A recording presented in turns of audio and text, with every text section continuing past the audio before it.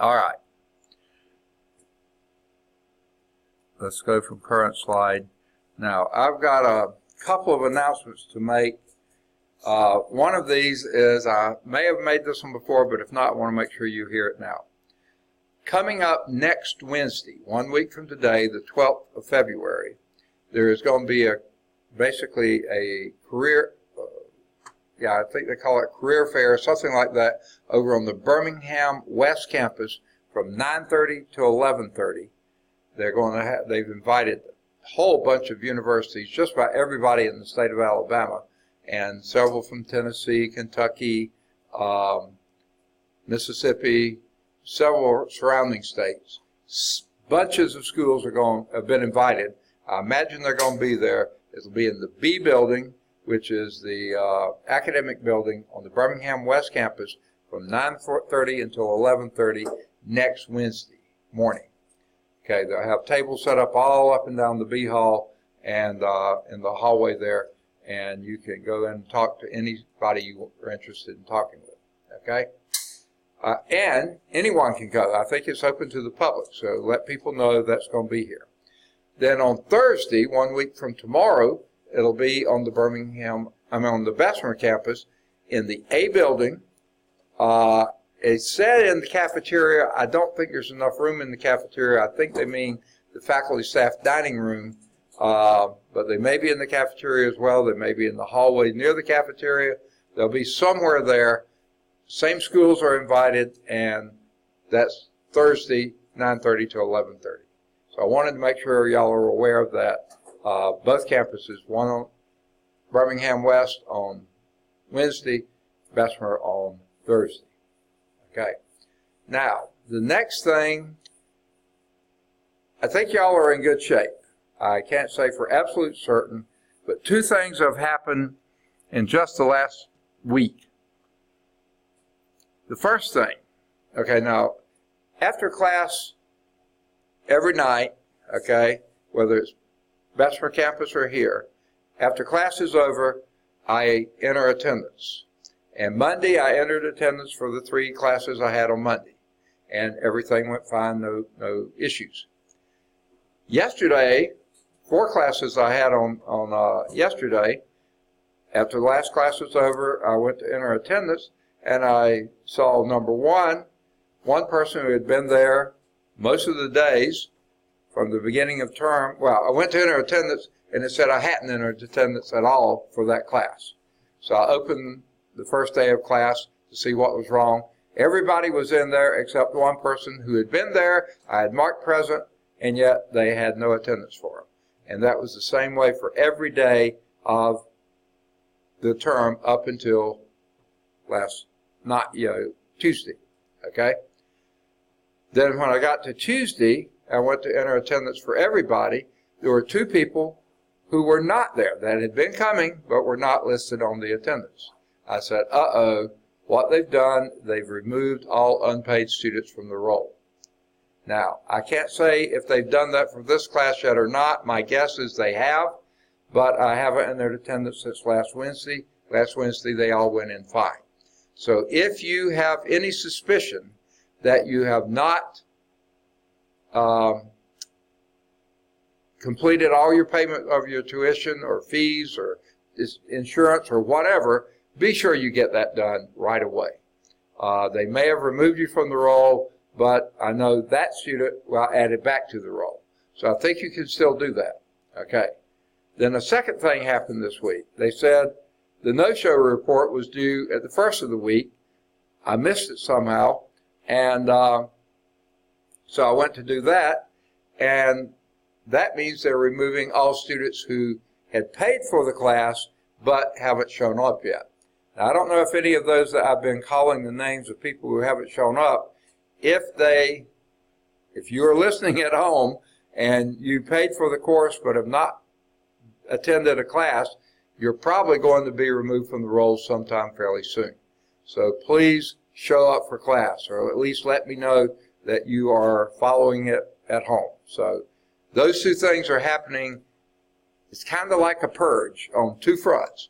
People who haven't paid, they're removing, and people who have paid but haven't shown up to a class, they're removing. So please, if you're going to stay with the class, and I assume you all are because you're here, and I bet you all of you have paid, but if you haven't, please get that done sooner rather than later because they are in the process, if they haven't already done so, of purging the system.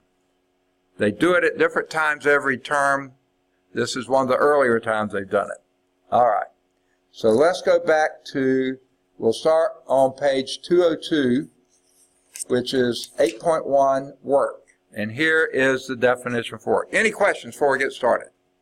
Either on chapter 5 or what we've done so far in 8. We haven't done that much in 8, but anything on either of those. Okay? Everybody did get a copy of the test for chapter 5. Okay, oh, I was going to mention that. Let me, before I get any further, mention. You'll see on your page, one correction was made.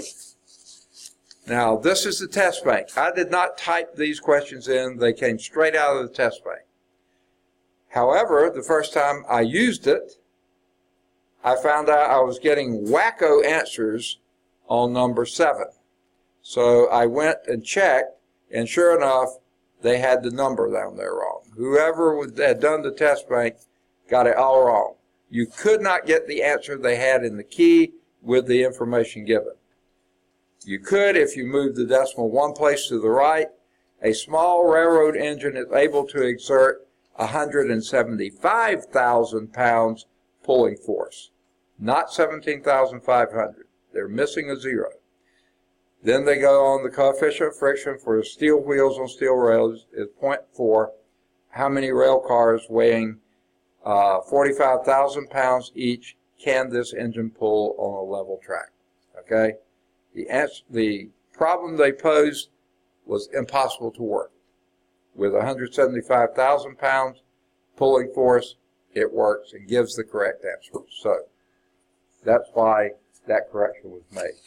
The test bank, if I told you before, the PowerPoints stink in this book, and the test bank stinks. I have to really dig to get decent questions. But the book is exactly the type of thing that the DMS program seems to be looking for, so that's why we use it. The other school in the state that teach this course, that's what they use. All right, so let's go back. Work. How is work defined? Let me get my pen set up. If there are no questions, oh, can't get my pen set up. There we go. All right. Work is defined as force times displacement. Now, they use S for displacement. Don't know why. I do know why. It's a fairly common thing, but it's not absolutely clear why they use it here. Okay? Where W, capital W, is work. Okay? F is the applied force.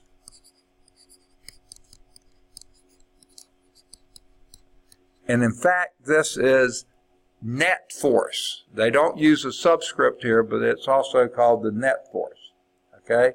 And S is the magnitude of the displacement.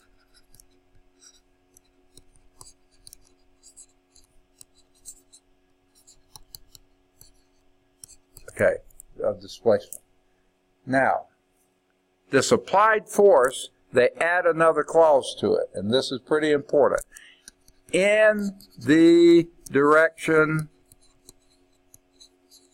I can't write, okay, of the displacement, of the motion. Okay, and here's why. I think we went over this last time, but I'll go over it again since it was asked about. Okay? If I pull on this podium here, I get it to move. Now, is it the amount of force that I'm pulling here times the displacement there? No. It's the amount of force I'm pulling here in the direction of that displacement. The upward part of my force, because remember, forces are vector quantities. They have direction as well as magnitude. Okay? Well, Displacement is also a vector quantity, but they specify here magnitude, okay? And they intend for the force to be a magnitude as well, okay? Now, the magnitude of the displacement is how far it moved. The magnitude of the force in that direction would be the component, vector component of the force in this direction, not this one. If I get down here and pull, it's easier to pull because all my force is pulling on this, and all of it is causing displacement. So that's what they mean by the applied force in the direction of the motion. Okay? Later we'll get to another illustration of this, and then the S is the magnitude of the displacement. Does that give you what you need? Okay. Now, I can't remember if we did this before, but if we did, we'll just repeat it. Okay? In the U.S. customary, no, in the metric system or the SI system, okay, the unit for work, we're going to get to in a moment. What is the unit for force? We've had that one. Unit for force. A Newton. What's unit for displacement in the SI system? Say again? A little bit longer than a yard. Meter, okay? Metric system meter, that's the key thing there. So it's a Newton meter, okay? Now, whoops, that has another loop on it. Okay, Newton meter. Newton meter has a special name, and that is a joule, okay? A joule is a Newton meter. Now, it's capitalized. I wonder why. Named after somebody. James Prescott Joule. If you got your text, you'll see there's a little blurb about him on the right. He was a physicist born in England. He did much of the early work of identifying and quantifying work. Okay, so they named the unit after him. He also worked with Lord Kelvin on temperature changes in gases. In fact, Lord Kelvin was his sponsor, you might say, to get him into the Royal Academy of Science, which was not easy to get into because most of the people there were aristocracy. James Prescott Joule was the son of a brewer, not aristocracy.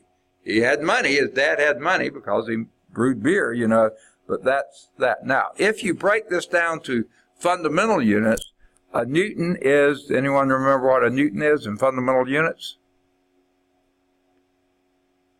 Force is a what? Anyone remember the unit for the formula for force? Mass times acceleration, Newton's second law. So mass, what's the unit in mass in the SI units? Kilogram. Acceleration.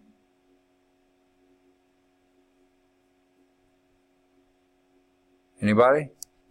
Meters per second squared times meter. So this will be kilogram meter squared per second squared. That's the fundamental unit, and this is what a joule is, a kilogram meter squared per second squared. Okay? Fundamental unit of, in the SI units, of work. Okay? Later we'll note that it's also the unit for energy, because energy and work are measuring the same things. Okay. Now, let's go to the U.S. customary system. U.S. customary. What's the unit for force there?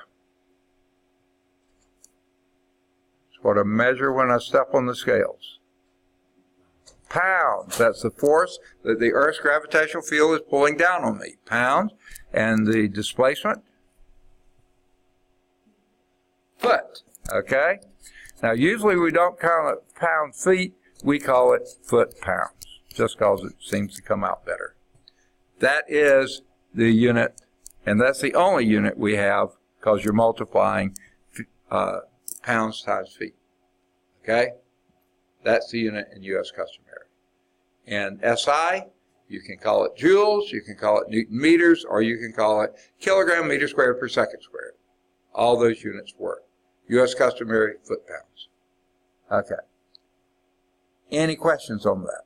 Now, one other thing. Force is a vector quantity. Displacement is a vector quantity. Now notice I put a dot in between these two, which usually means times, and it does. Okay, multiply. However, because these are vector quantities, this represents what they call the dot product, which means the product of two vectors, which becomes a scalar. Work is not a vector quantity, it's a scalar quantity. It's just how much of something there is no direction associated with it. Okay?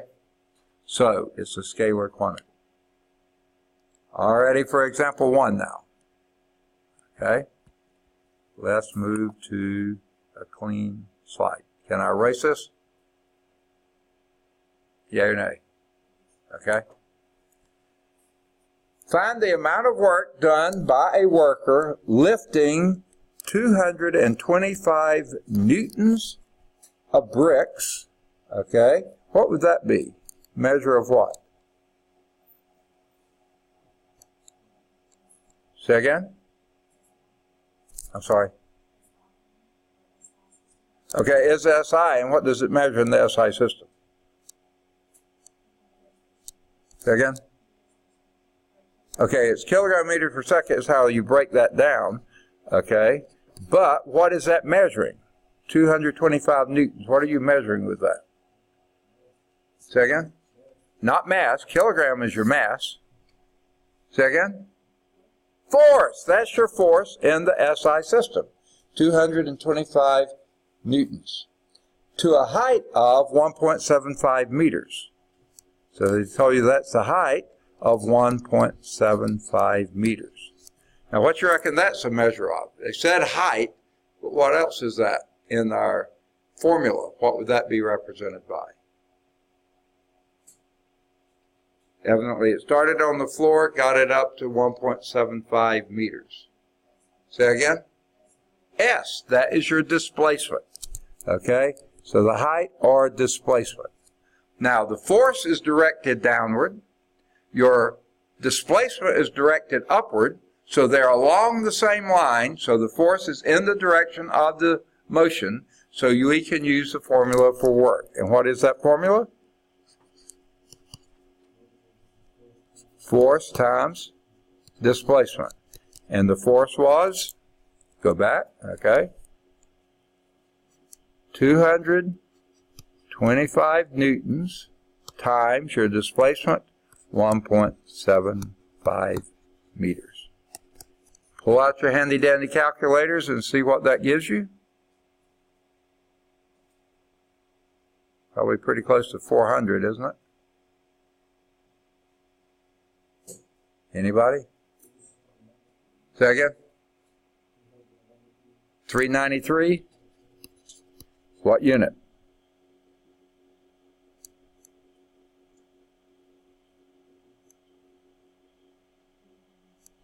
A little louder? You say kilogram? That can be part of it. It's not kilogram. Kilogram's a mass. This is work. Kilogram meter squared per second squared. And what's another expression for that? Joules. 393 joules. Or you could have left it 393 Newton meters. Any one of those would work. Okay? And let's see how they did it in the book. They rounded to 394. Did yours round properly, or? What's that? 0.7. Okay, so that should round up to 394. Okay? Not going to be a big deal there. Okay? 394 joules. Okay? Or Newton meters, or kilogram meters squared per second squared. Okay. This time you have the worker pushing a 350-pound cart.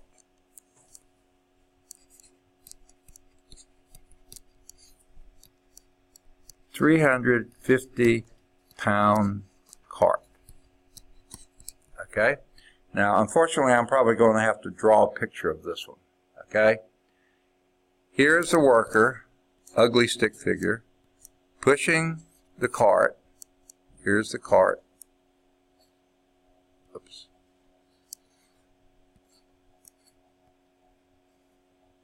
Okay, pushing a cart. It's a 350-pound cart. Now, when you read that, 350 pounds, that's how much it weighs, right? So that's the force due to gravity. I think this book calls it force due to weight. Okay? Force due to weight. Okay? That's directed downward toward the center of the earth because earth is pulling it downward. That's your 350 pounds. Okay? 350-pound cart, a distance of 30 feet. So he pushes it from here to there. This distance is 30, and that 0 has a line over it, feet. 30 feet is how much he's going to push that. Exerting a constant force of 40 pounds. So he's pushing with a force of 40 pounds. That is the applied force. Okay? How much work does this person do?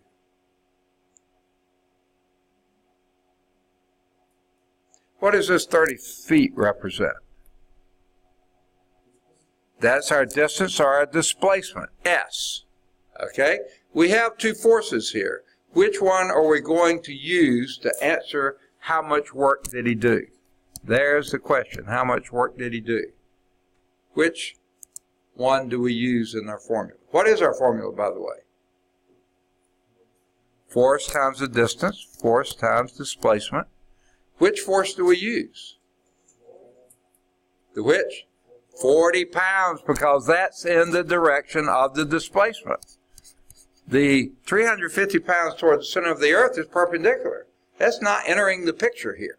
Now, it contributes to how much he has to push, 40 pounds, but that's not the part that's doing work. You multiply that by the displacement of, and by the way, that 40 pounds also has a bar over the 0, and multiply that by 30 feet, and how much work is he doing? Do this one in your head. You don't need the calculator, right? What's that come out to? Anybody? Okay, use a calculator. Say again? 1,200 what units? Foot-pounds. Perfect. Foot-pounds. Okay? Now, do I put a bar over either of those two zeros? First one, second one, or neither? Neither. Why? Two significant digits here, two significant digits there. You can only get two significant digits. There they are. The zeros are not significant, so don't put a bar over them. The answer is 1,200 foot-pounds, but the two zeros are not significant. Okay? Let's see how the book did. Whoop, not on this page. Flip a page. Yep, 1,200 foot-pounds. Good for them. Any questions on that? Okay. Now, I'm guessing that probably not all of you have had trigonometry. Is that a good guess? Okay.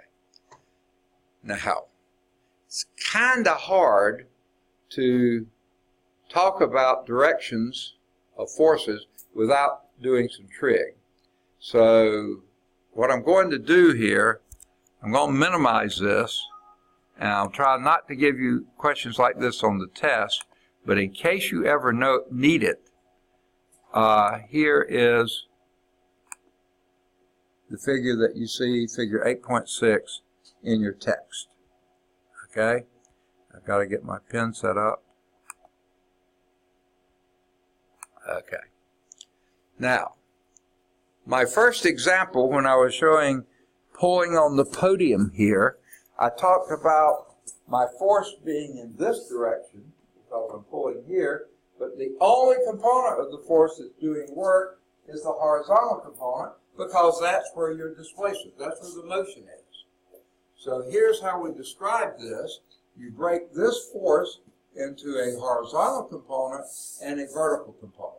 Vertical component is not doing any work whatsoever because the displacement is in this direction, only F sub x, the horizontal component of the force, is doing work. Okay? Now, how you get that, and I'm not going to give you a full trig course, but a simple little rules for this. Okay? Anytime you have a right triangle, which means a triangle formed with one right angle. Okay? This is the angle we're interested in because that's the angle at which you're exerting the force. Okay? Now, the right angle is the largest angle there because these two angles obviously are smaller than that one, right? Okay. So therefore, if that's the largest angle, this is the longest side. And that's going to be your force. Okay? And that's called the hypotenuse of a right triangle. Anyone ever heard that term before? Okay? Now, if this is the angle that you're interested in, this side over here is opposite that hypotenuse. We're not interested in that now because this is your F sub y. That's not in the direction of your motion. So that's not contributing anything. But your F sub x is, and that's the side that's adjacent to the to your angle. Okay, to the angle. Now, this is all you need to know about trig. Okay? The sine of an angle, theta, is equal to the opposite over the hypotenuse. The cosine of that angle, theta, is the adjacent over hypotenuse. The tangent of that angle, theta, is the opposite over adjacent. Okay. You don't need to know all those, but if you know one, probably helpful to know them all. And I'll give you 3 ways that I've heard people remember these. I had a roommate that remembered it this way. And here's how he said it. Sa, ka, toa. Okay? Sine opposite over hypotenuse, cosine adjacent over hypotenuse, tangent opposite over adjacent. Well, to me, that's not really helpful because sa and ka sound so similar. But then I've heard other people more recently say, no, you say SOHCAHTOA, and that makes a little more sense. Had you heard that before? SOHCAHTOA.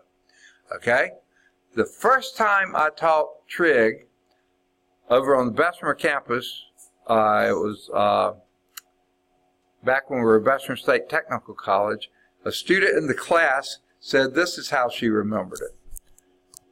Some old hag caught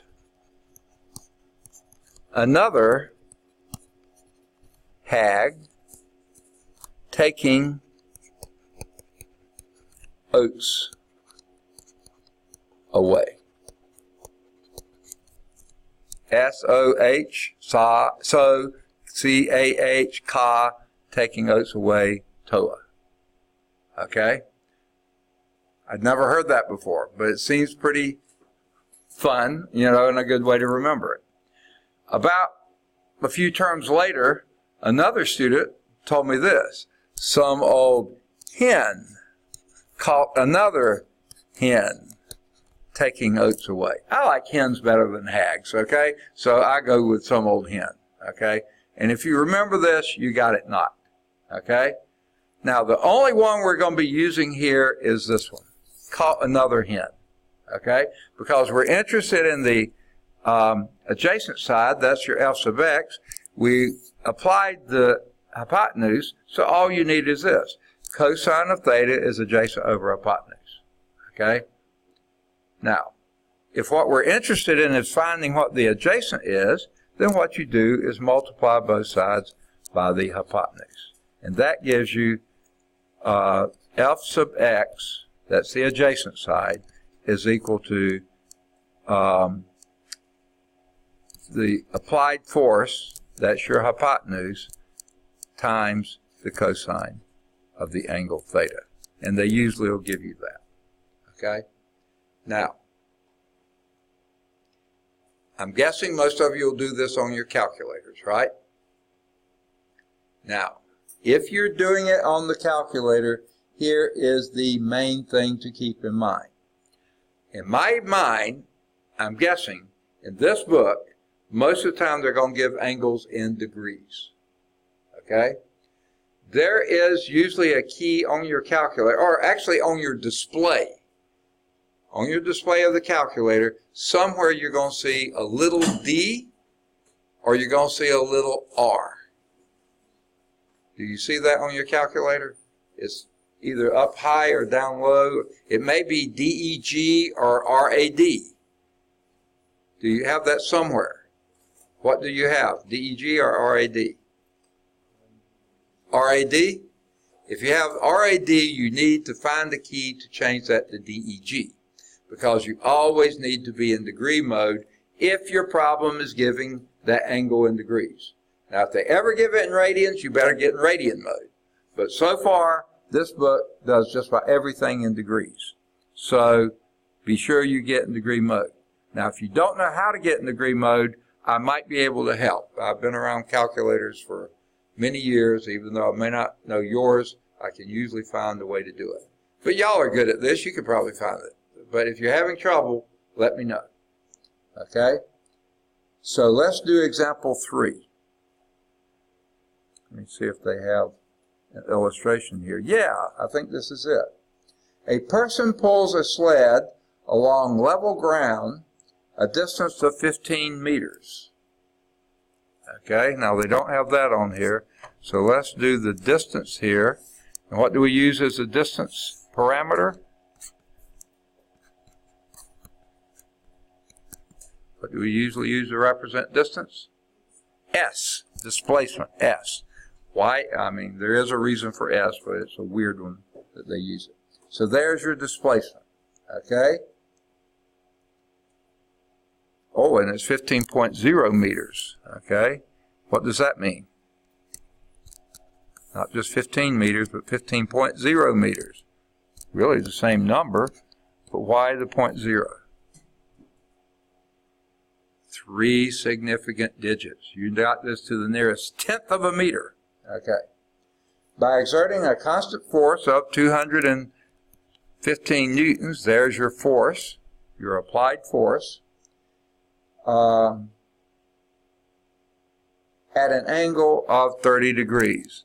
This is your theta. They usually represent angles by Greek letters, and that's why they use the theta there. Okay? How much work does she do? What is your formula then? Work is equal to force times displacement. However, the component of the force that you have doing work here is only the horizontal component. So we need this to be, because that force is in the direction of the motion. So we need this to be F sub x times S. And what's your F sub x?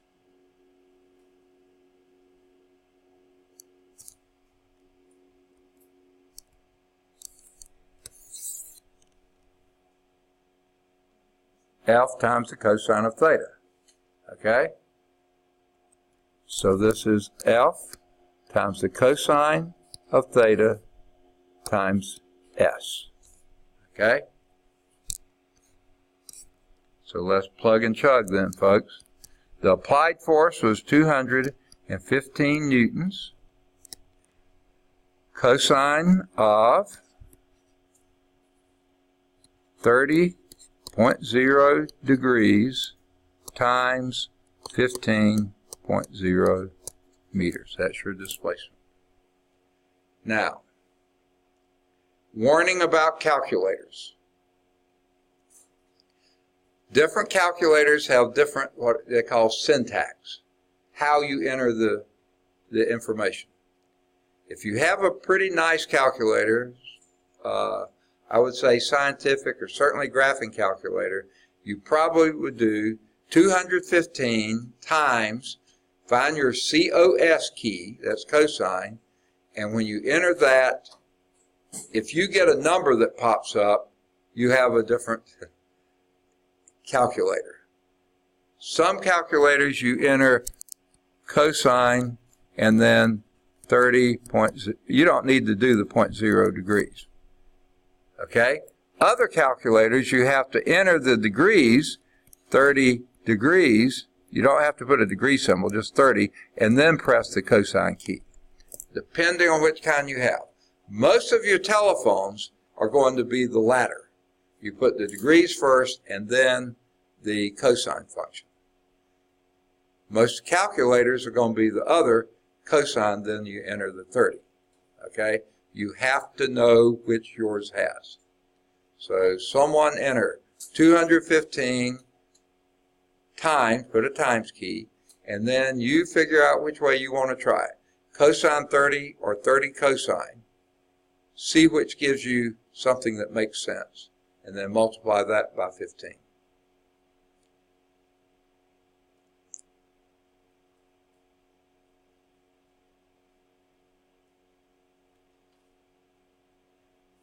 If your calculator, when you enter the cosine, if it says COS and opens a parentheses, then you enter 30.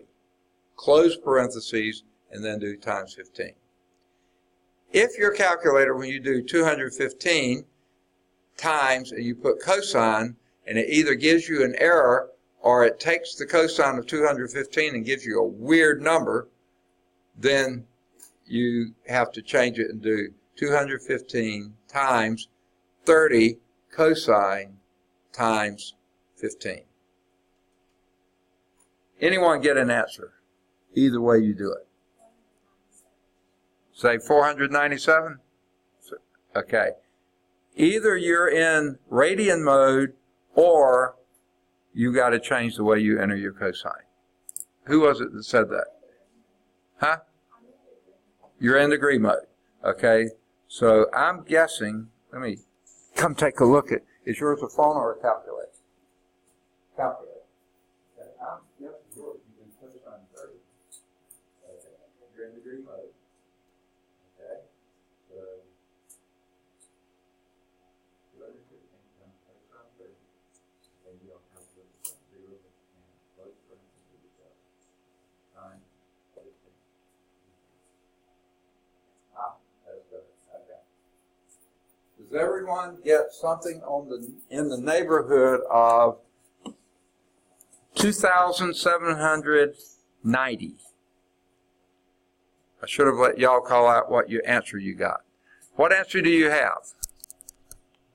2,700 what? 92. And that would be, see, cosine theta has no, cosine 30 has no units on it. Newton meters, and Newton meters is also a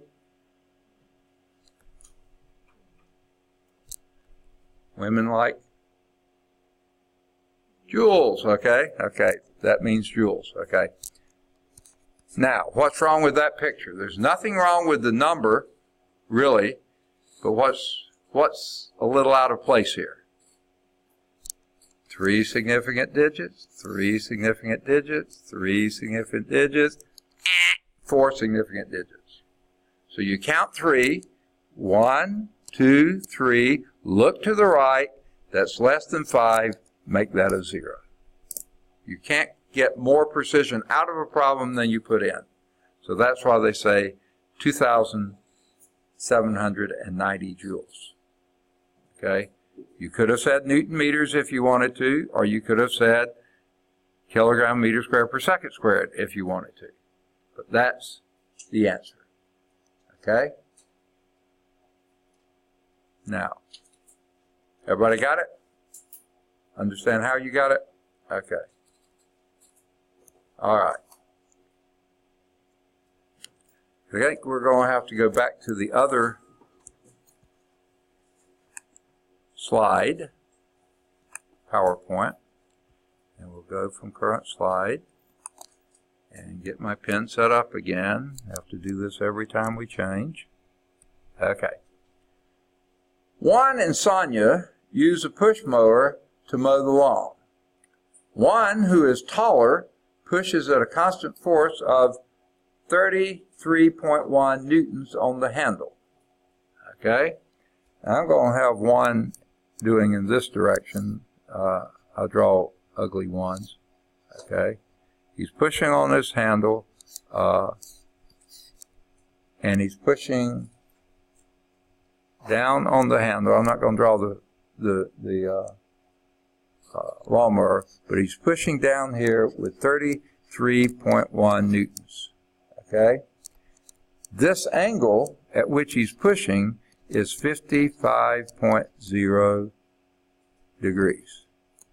Sonia over here, who's a little bit shorter, okay, she has longer hair, okay, and she's pushing.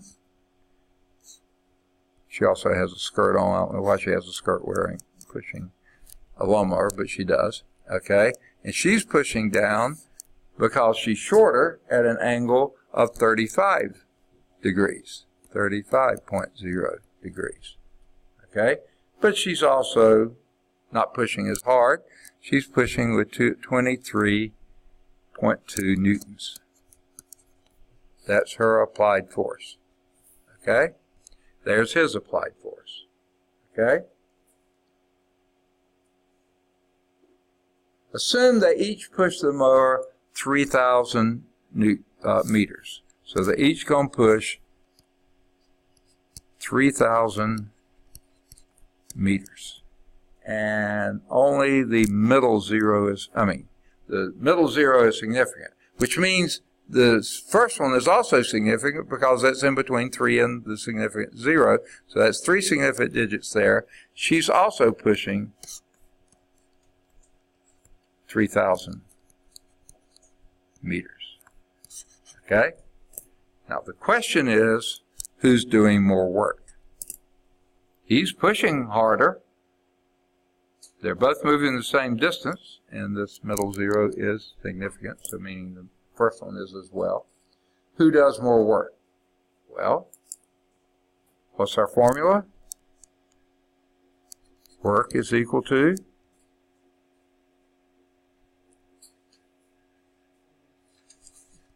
force, but it has to be horizontal force, so that'd be F sub x, which is F times cosine theta times S, right? This is your S here. This is the S, okay? She is pushing with a work. This is Juan. This is Sonia.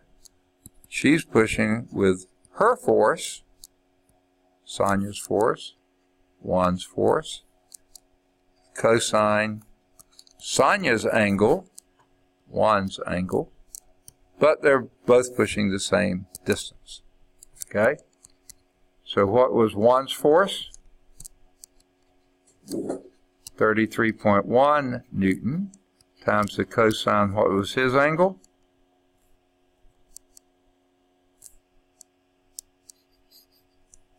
.0 degrees. You don't have to put that in the calculator if you don't lose, times 3,000 meters. Okay? Whereas Sonia is pushing with 23.2 newtons times cosine, what was her angle? Yeah. 35.0 degrees.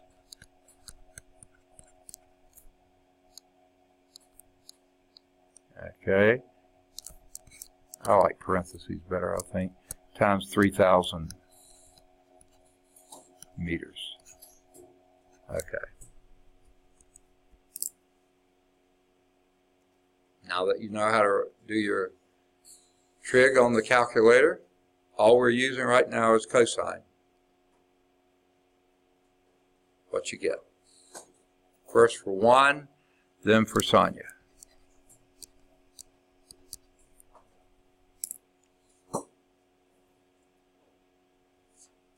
forgot to put my meters in, didn't I?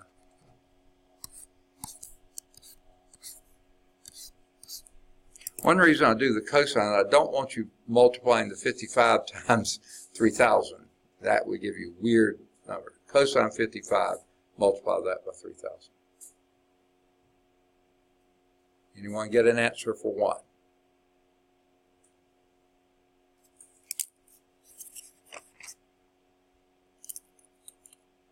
Pretty big number, by the way.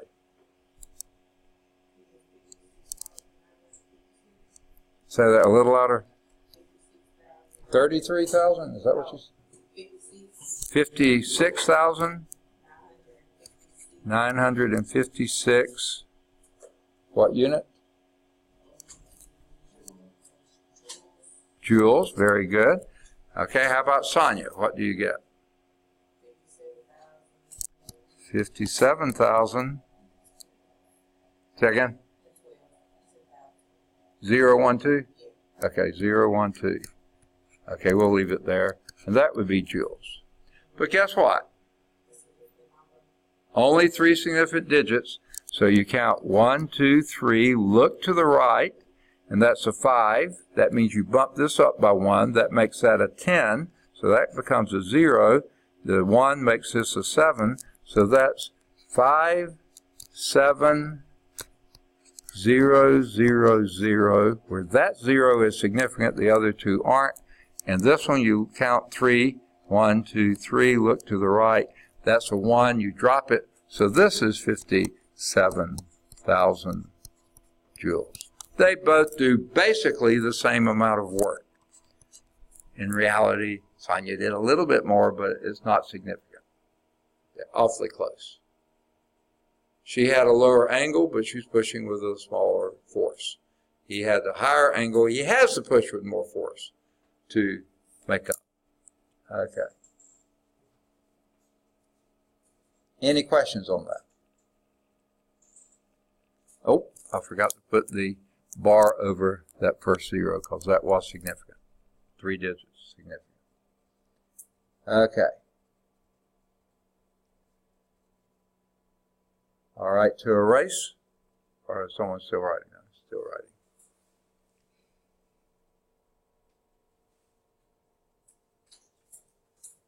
Everybody, yeah. How do you know when to put the bar over the 0? When the only digit that you ever put a bar over is a 0. You only put it there if it's significant. And we had 3 significant digits here, but when you rounded the 5, made the 9 a 10, that's a significant 0 because it's from the 10, so you have to put the bar over it. This one, 1, 2, 3 digits were significant. The other 2 you change to zeros because they're less than, the 1 is less than 5, but that 0, that first 0 there is significant because you have 3 significant digits. So you put a bar over it if it is significant. You don't put bars over any other digits than zeros, and if the zeros aren't significant, don't put it over it. But if it is significant, put the bar over it. Yeah. You just have to count and see how many you got. All right, one last example in this set, 8.1, and can I go on and erase? Everybody got it? All right, find the amount of work done in vertically lifting a steel beam with a mass. So the mass of this steel beam is 750 kilograms. Pretty massive, it sounds like to me. Okay? At a uniform speed, with a uniform speed, a distance of, now what do we, uniform speed, but they don't tell you the speed, which is fine. We don't care, okay? But the distance, what symbol do we use for distance? S. Distance of 45 meters. Guess what? You're lifting vertically, the displacement is vertical, you don't have to worry with any angles here, okay? However, you've got other problems. Anyone notice what they are? The question is, find the amount of work done. So we're looking for work. What's the formula for work? Force times displacement. Okay, we got displacement. We don't have a force though, do we? And they mention here in the problem, the force is the weight of the beam. That's how much you have to exert to lift the beam, right? So we need to know the weight of the beam. Now this book calls that F sub W. Does anyone remember what F? I say F sub W and write F sub S. There's something wrong with the old gray cells. They just aren't what they used to be. Force due to weight. Anyone remember what that was? Oh, we're finished with chapter 5. We don't need that anymore, do we? Oh, of course we do. Huh? Anyone say? Yes. Mass times the acceleration due to gravity. Now, what kind of units are we in here? SI units. So the mass is 750 kilograms. And by the way, did they? Yeah, they don't have a bar over that 0, so that means we only have 2 significant digits there, 2 significant digits here. But what is G in the SI units? Anyone remember?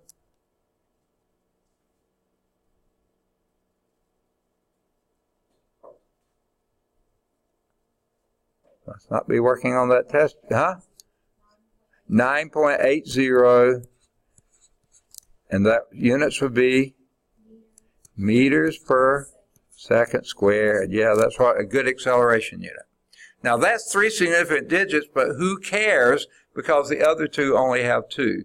So our force is going to be this. So now what we can do is substitute this in. Your force due to weight here, that's going to be 750 kilograms times 9.80, though you won't need the 0, meters per second squared. And then what is your displacement? 45, wasn't it? 45 meters? Yeah. What does that give you? Gonna need calculator time. I'm not about to try to figure that one in my head. It's going to be on the order of 7,000 times 45, about 300,000? No, 30,000. Wait. A little louder. 750 or 60?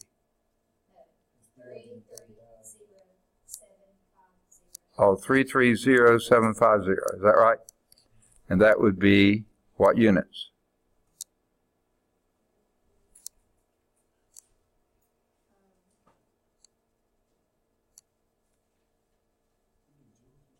Joules. Okay. Now, what's the only thing a little bit wrong here? Too many digits. So you only have 2. So that would be approximately 330,000 joules. Okay?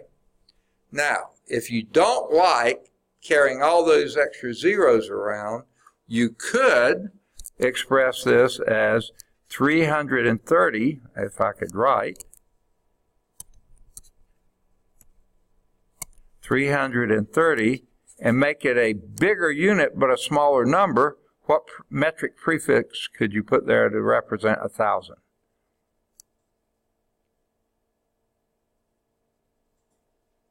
What's 1,000 meters? Kilometer. So that's the K, kilojoules. Perfectly good to put it that way. Okay?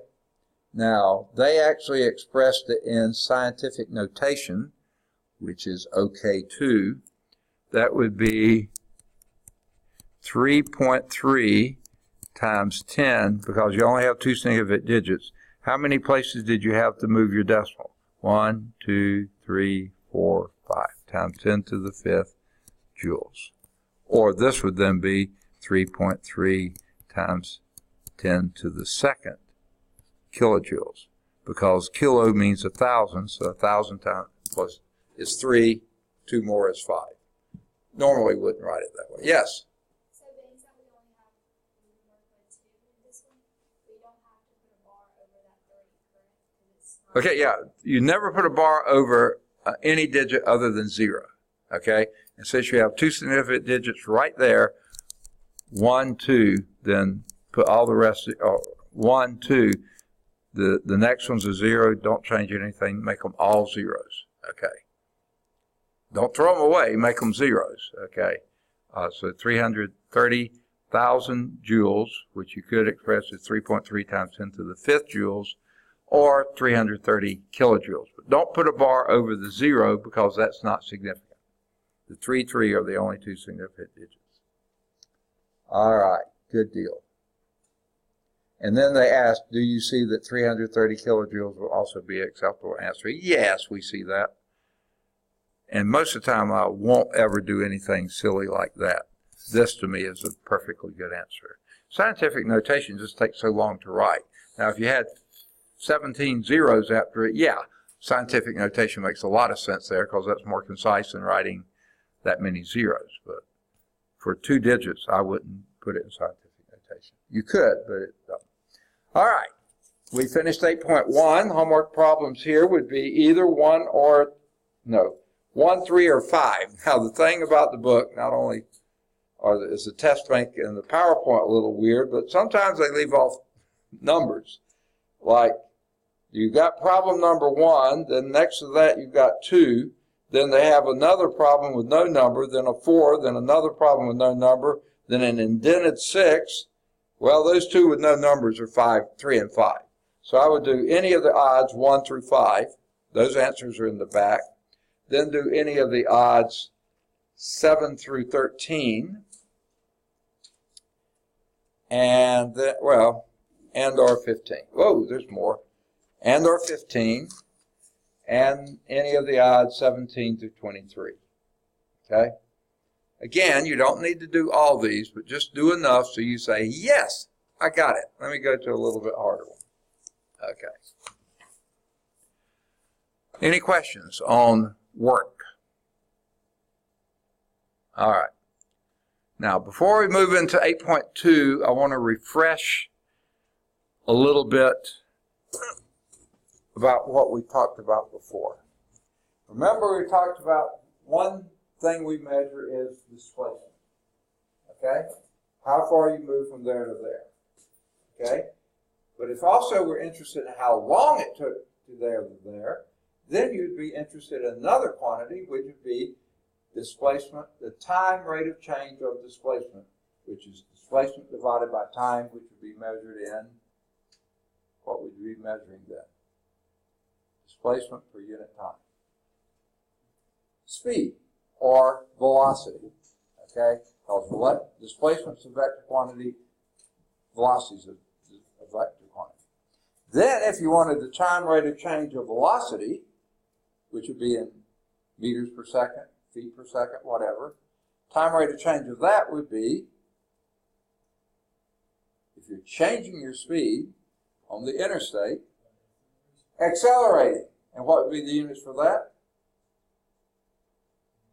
Meters per second squared. Acceleration due to gravity, meters per second squared. Change of velocity, which is meters per second, that would be meters per second squared. Time rate of change. Just about any time we get a unit, we say, hey, this is pretty interesting. Well, what happens if you change it in time? Well, that's what we're going to do next. When you had work, and then you want to talk about the time rate of change of work, that gives you a new unit. And that unit is, power. Can I erase this one? Okay. Power is the rate of doing work.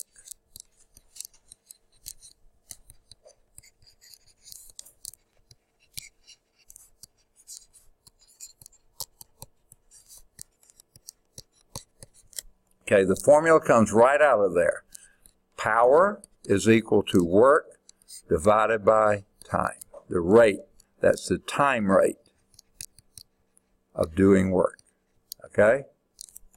The time rate of doing work. Okay? Now, what's the units for work? SI unit? We just were doing it. Joule, the unit for, SI unit for that. What's our SI unit for time? That would be a second, okay? Joule per second.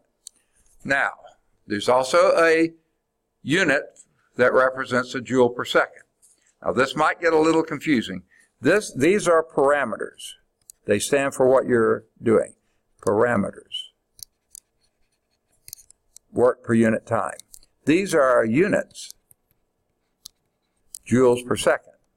But a joule per second also has another unit named after the guy who did some of the early work with it, a watt. A what? A watt. Okay. It's a watt. That's the unit for power. It's capital W. Don't confuse it with the parameter W for work. A unit always has a number in front of it.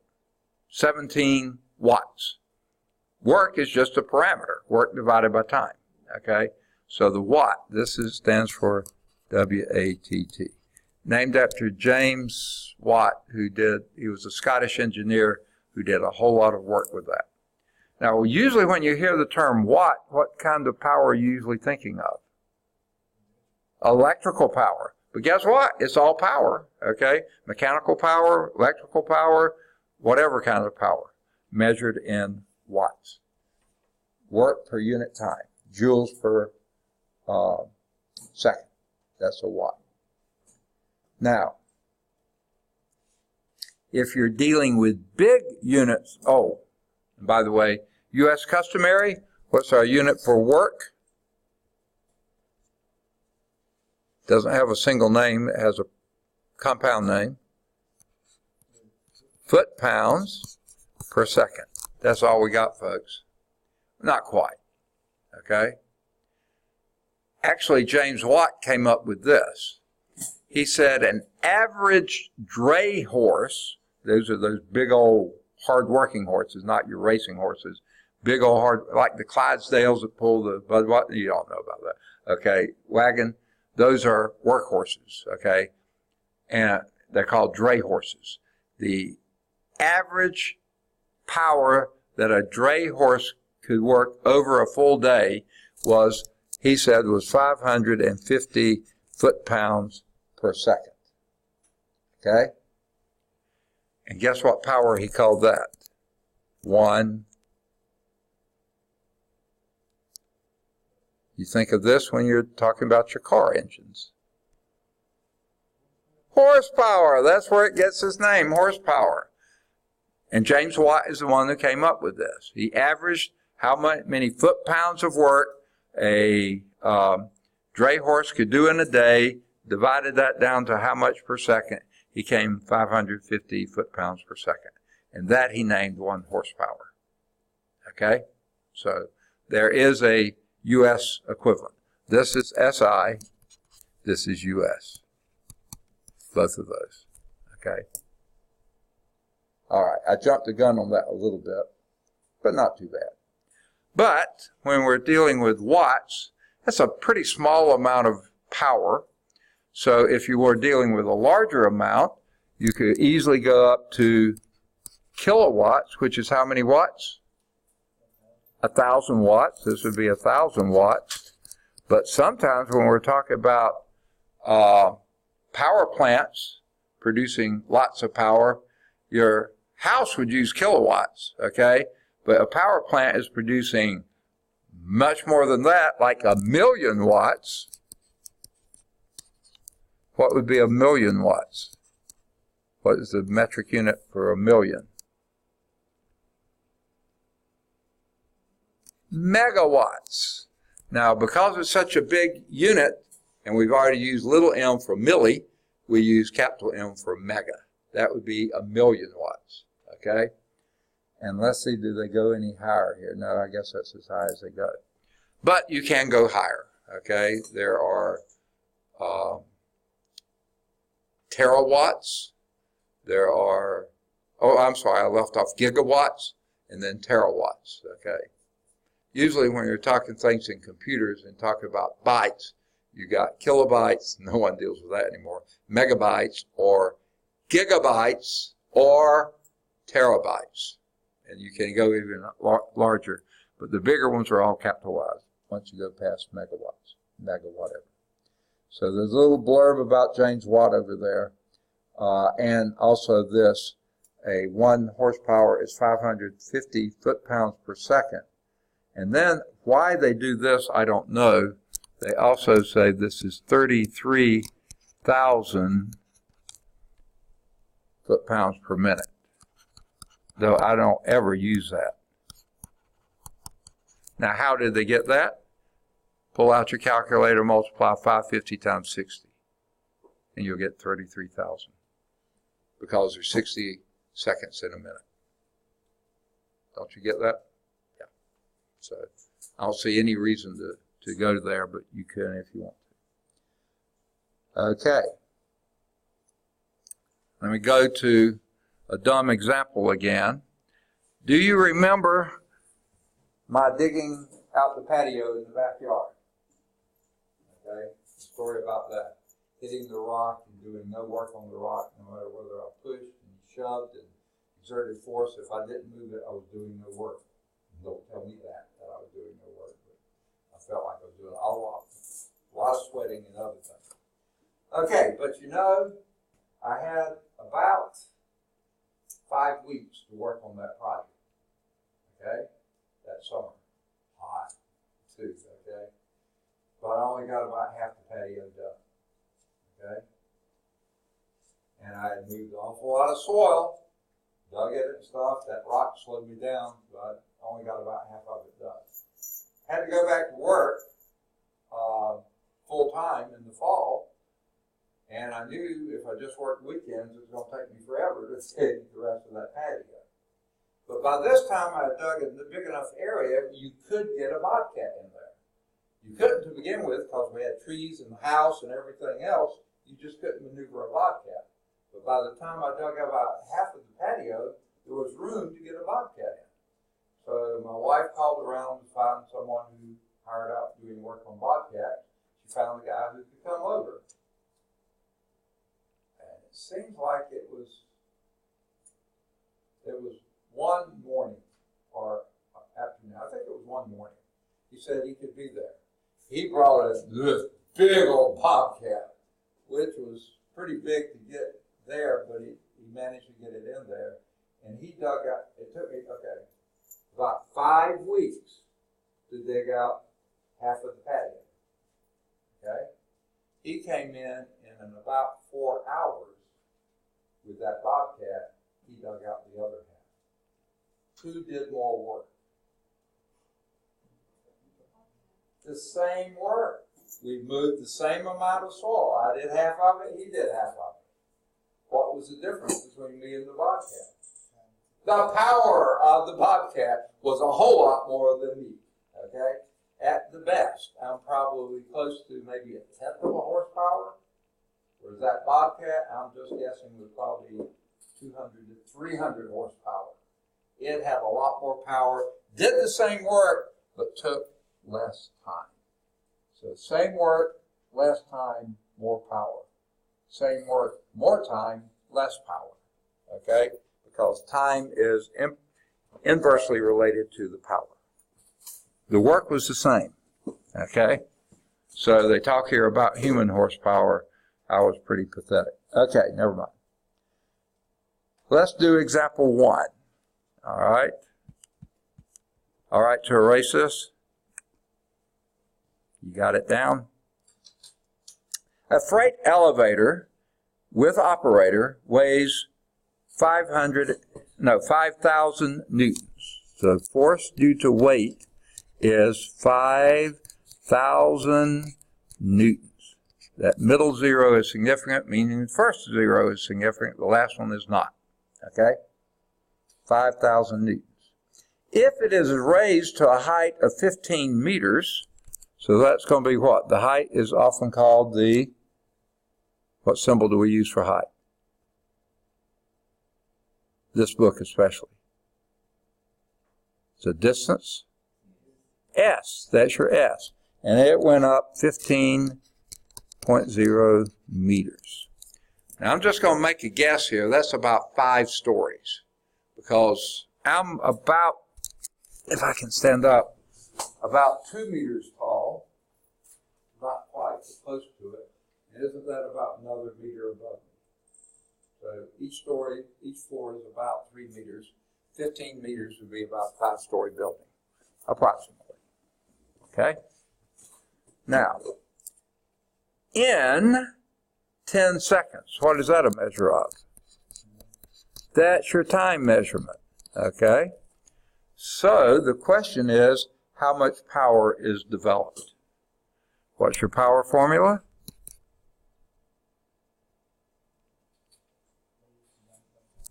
Work divided by power, by time, okay? But what is work? What is work? Force times work is, we just were doing it. Hey, no, that was 8.1. We don't need to remember that anymore, do we? Yeah. Force times displacement divided by time.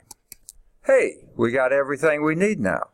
That would be 5,000 newtons times 15.0 meters divided by 10.0 seconds. Okay? Now I'm going to do this sort of an easy way. I'm going to divide one of my zeros out, numerator and denominator. And 500 times 15 would be 225, I think, 2250. Believe that's right. No, 00, right? Yeah. And divide, oh, that looks like the answer, isn't it? What units? No, I did it wrong. Whoa. 15, oh. That's not 225, sorry. Duh. Okay. I was doing it in my head, sorry. 5 times 15, you got the 2 zeros there. 5 times 15 is 25. That would be 7,500. Okay. What units?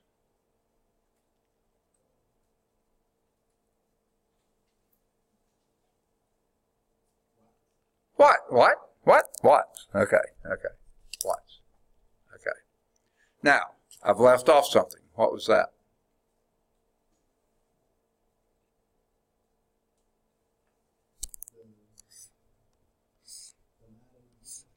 The bar over the 0, because I got 3 digits here, 3 digits there, 3 digits there. I need 3 digits there. I've only got 2, unless I put a bar over that 0, making it significant too.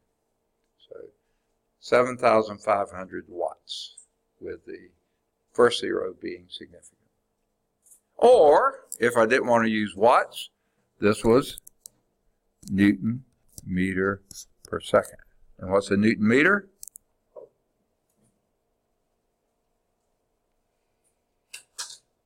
What's a Newton meter? Joule. Joule per second. Newton meter, joule per second, or watts. Watts are so much easier to write. Okay. All right on that one?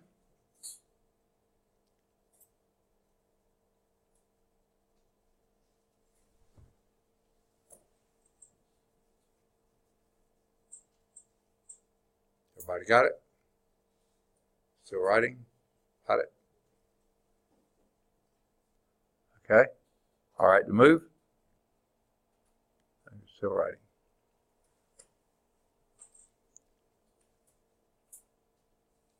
Everybody done? All right. All right, to erase.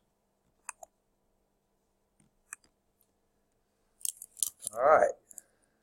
Example 2, bottom of the page. The power expended in lifting an 825-pound girder. 825-pound girder. What's that a measure of?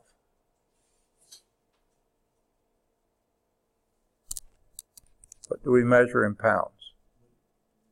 Weight, which is the book calls it F sub W. Force due to weight. That's the weight, or the force. That's how much you're having to apply to lift it. Okay? To the top of a building 100 feet high. So 100 feet would be, and they're making that last zero significant. 100 feet, what's that a measure of? Displacement, that's your S, is 10 horsepower. Well, they told you that's your power. Power is 10.0 horsepower. Okay. How much time? That's what we're looking for here. How much time is required to raise the girder?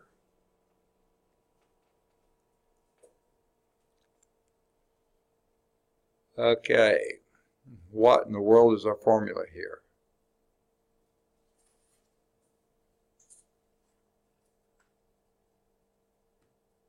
Really the same formula we had before. What was it?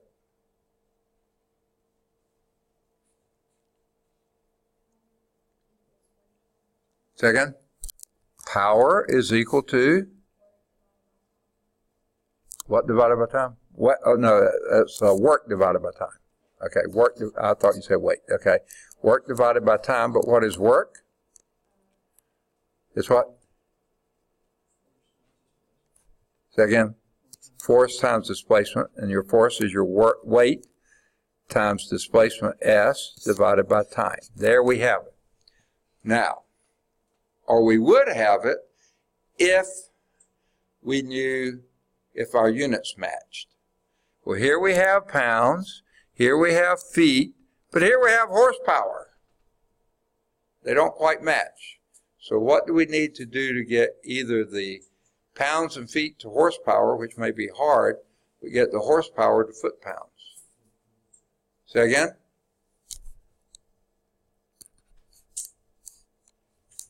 This would be 10.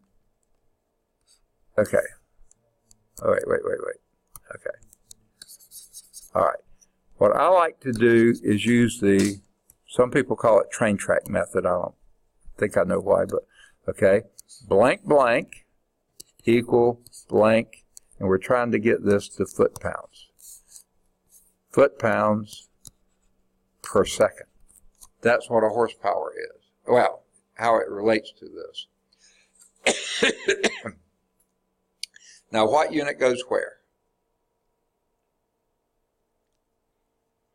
Got horsepower in one place, and you have foot-pounds per second in the other place. So one's got to go on top and one's got to go on bottom. Which goes where?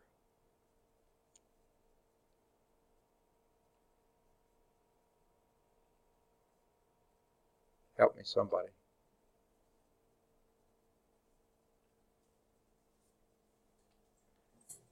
Okay, first blank is for numbers. Don't worry with that yet. Second blank are for units. Always put the units in their place. So either on top or bottom, one's going to be horsepower, one's going to be foot-pounds per second. What goes where?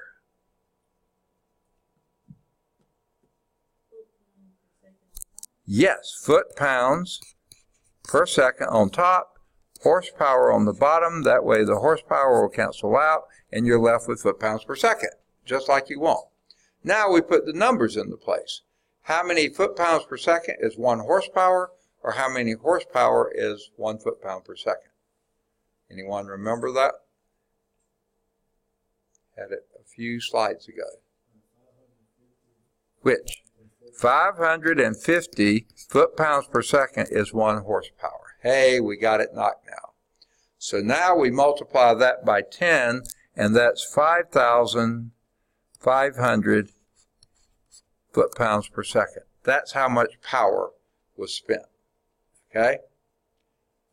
So what we're looking for now is, now we can use this formula here. We got your power in foot-pounds per second, your work in pounds, your displacement in feet. Everything matches up. We just need the time in seconds. So since we're looking for time, we can either plug in the numbers we have now and then have to manipulate to get the time, t, or we can solve for t now and then plug in the numbers. Which way you want to do it? The book always likes solving for t, but you may like plug and chug, or rather than chug and plug. I don't care. Which one you want to do? Solve for t first. So what we'll do is multiply both sides of the equation by t. Okay? Now I'm going to rewrite it slightly and have power times time is equal to weight times displacement. Okay? But I want it in terms of t, so I'm going to divide both sides by power. Okay? And that gives me t is equal to weight times displacement divided by power. Okay? So now we plug and chug. Well, we've already chugged, let's plug. Okay?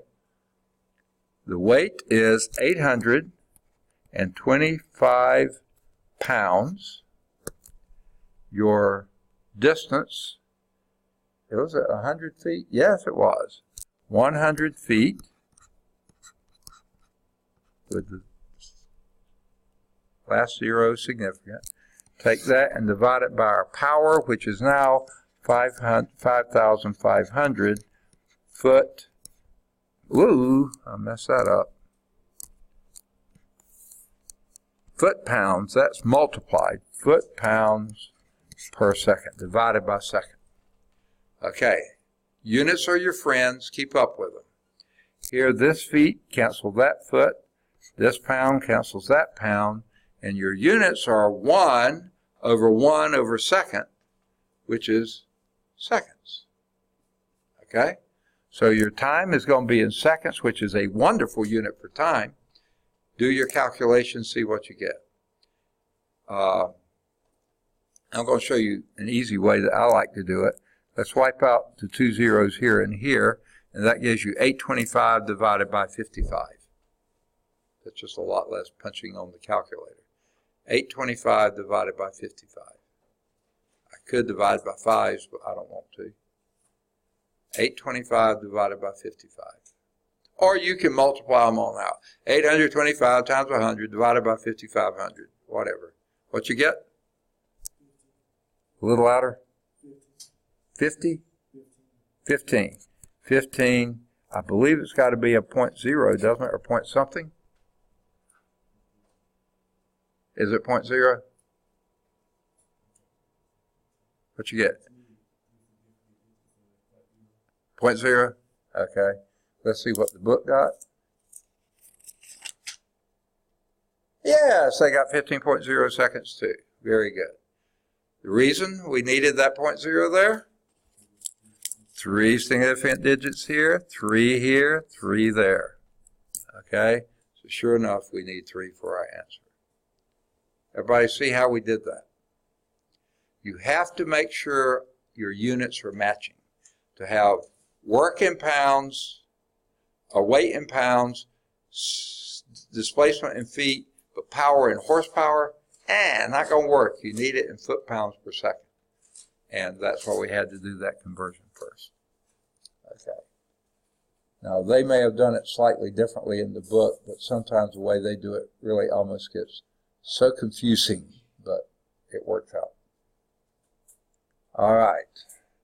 Ready for example 3? Yay or nay?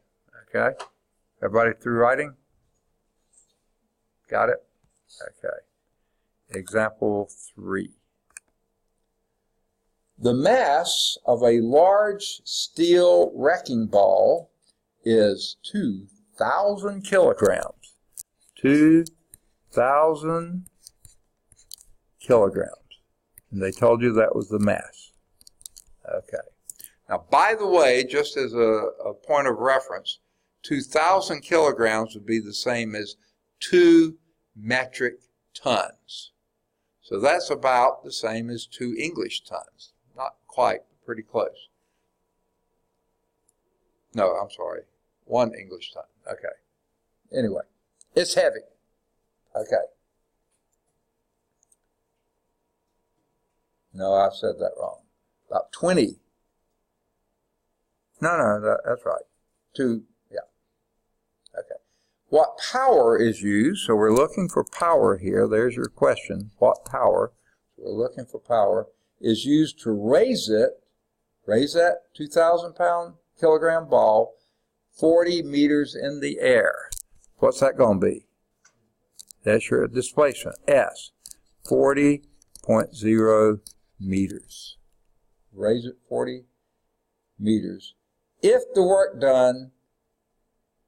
is done in 20 seconds.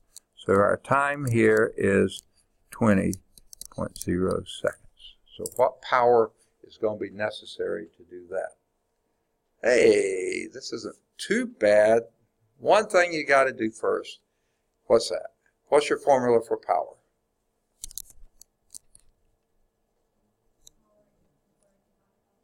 Work divided by time. And what is your work? Force.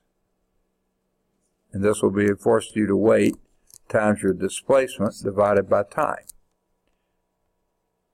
But I don't think we have our force due to weight, do we? Uh-oh. What is your force due to weight? Anyone remember that one?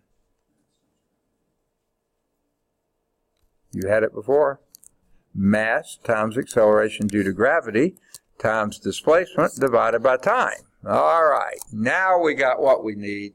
Let's plug and chug. Or we've already chugged, let's plug.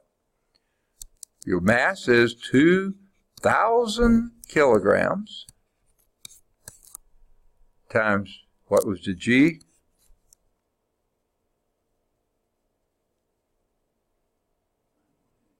Second, 9.80 meters per second squared. What was your displacement? 40.0 meters, right? Yeah. And what time were we taking? 20.0 seconds. Okay. Again, I like to find easy ways to do the problem, so I'm going to divide 20 into 40, and that'll go 2 times. So that's going to be 4,000 times 9.8, almost 10. That's going to be something just short of 40,000 watts. Someone punch the numbers and see if I was right. You don't have to divide like that. You could do 2,000 times 9.8 times 40 divided by 20. Whatever. What you get the power to be. 39,000. Even? 39,000. 200? 200 what units? What? Okay. Is that enough significant digits? I think so. If we rounded right, I think it's right. So what do we get here?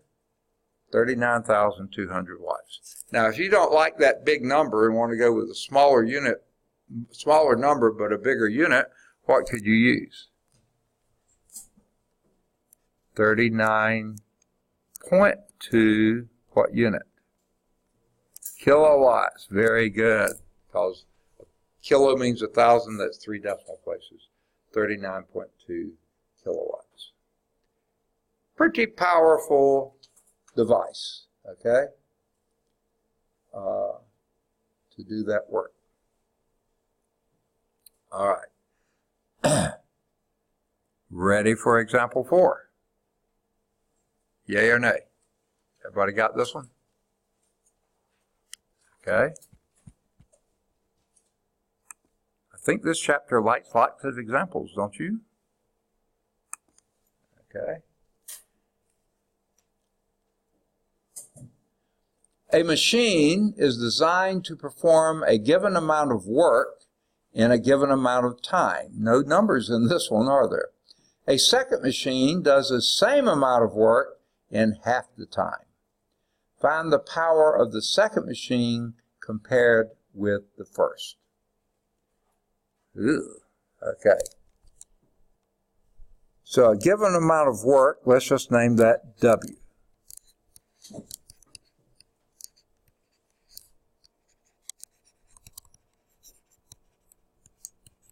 Okay.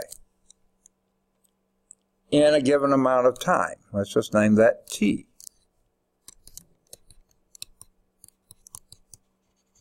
Okay. So this is going to be machine 1.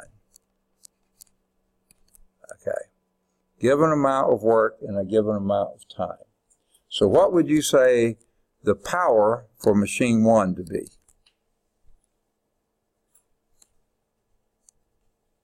What's the formula? Work divided by time, right? There's your power 1 for machine 1. Okay. A second machine, let's call this M2,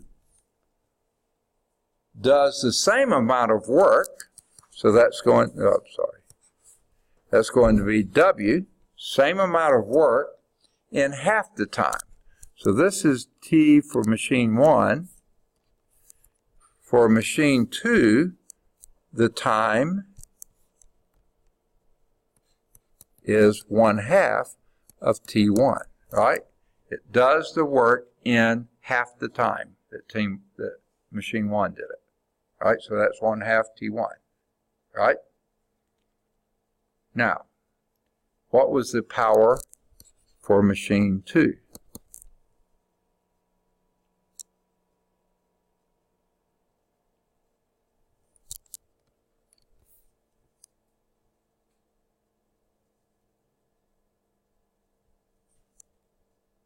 Power for machine 2 would be that same work divided by time 2.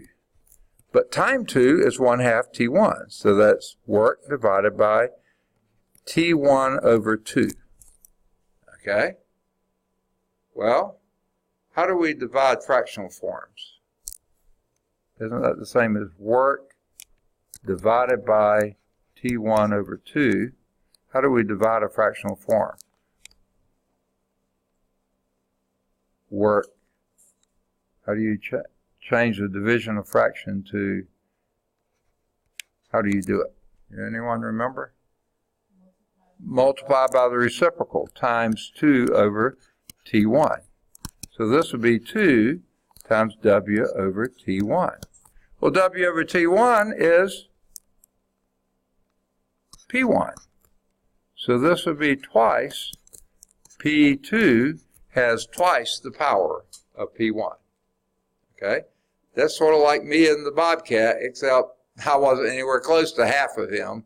I was a lot less. So sure enough, the power is of the second machine, since it could do the same work in half the time, it was twice the power.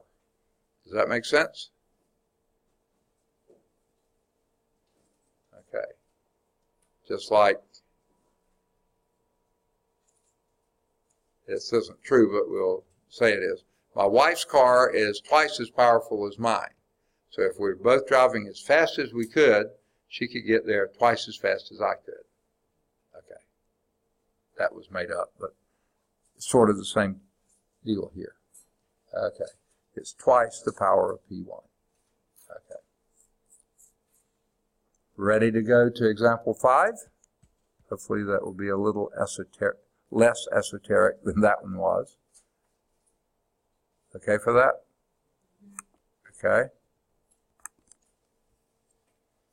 A motor is capable of developing 10 kilowatts of power. So the power for this motor is going to be 10.0 kilowatts. Okay. How large a mass, so now we're looking for mass, ooh, interesting. Can it lift 70 meters? What's that going to be? That's your distance. 75 meters. Sorry, I didn't read right. 75.0 meters in a time of 20.0 seconds. They like that 20 seconds, don't they? Must be how long they got. Okay. Whoa. We've got a bunch of manipulation to do. One is that we are dealing, the power is given in kilowatts, but everything else is in meters, seconds, which is going to give you just watts. So we need to convert our kilowatts into watts. Can anyone tell me what that would be? Or do we need to do a conversion factor? That would be 10,000 watts. Okay, because kilo means 1,000. So that's 10,000 watts. Okay? Now, what formula do we know that relates most of these things together? The basic formula. What's our power formula? Is what? Work divided by time. Okay, good. Now let's figure out what work is.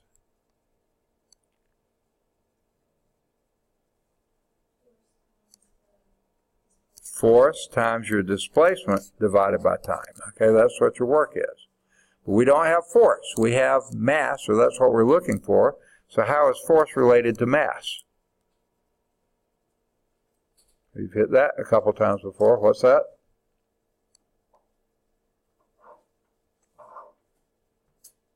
How is force related to mass?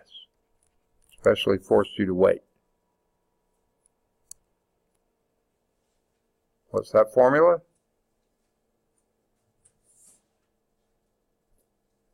Anybody? We've had it several times tonight. Weight is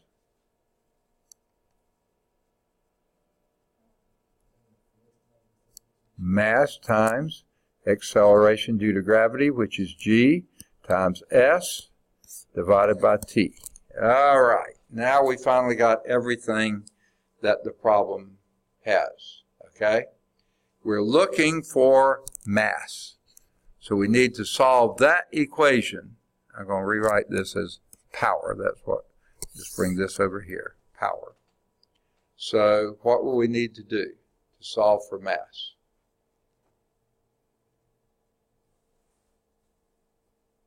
Because that's what we're looking for.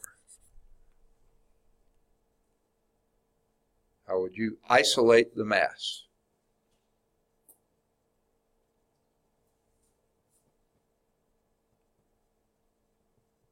What's the biggest pain in that? Y'all like fractions, don't you? No, I don't like that denominator. So how do I get that denominator away from the mass? Multiply. Because this is dividing, multiply that, and that gets rid of the time, right? Well, it moves it to the other side. But I still got G and S in the way. How do I get rid of them? They are multiplied, so we'll divide. We'll divide by G and also divide by S on both sides, G and S. So now they go out and they go out. So now we have mass is equal to power times time divided by G times your displacement. I think we got everything we need. The power is what?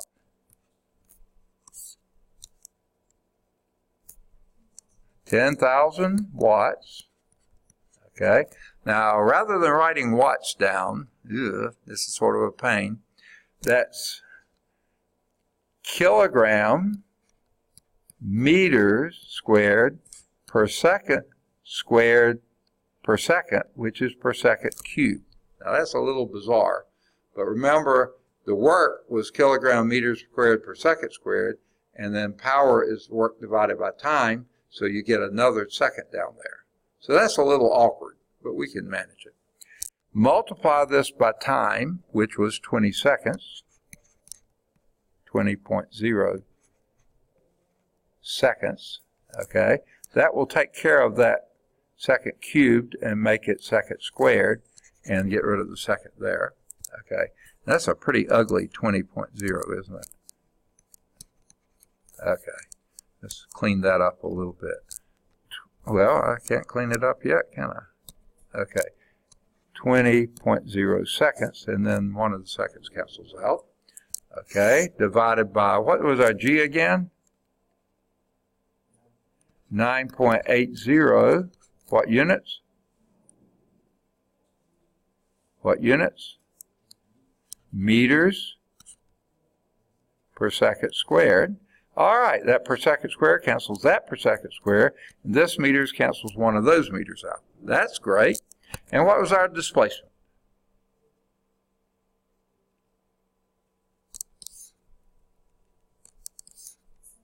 .0 meters. And that wipes out the last meter.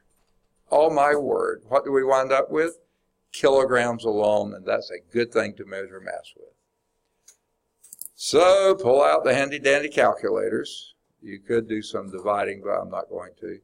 10,000 times 20, that would be 200,000 divided by 9.8, and then divide that by 75 and see what you get. Or you could do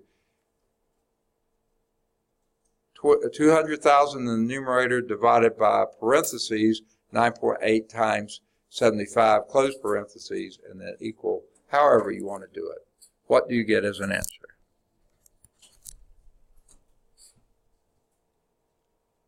So it's something like 200,000 divided by almost 750. I can't do that in my head this late at night. So what do you get? Anyone get an answer?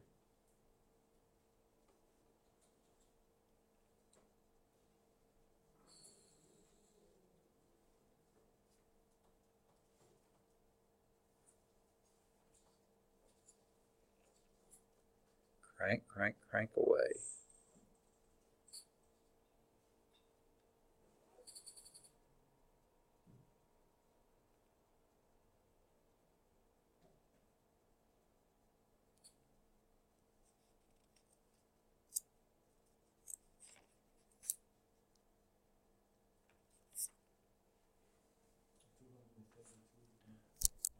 $272 what?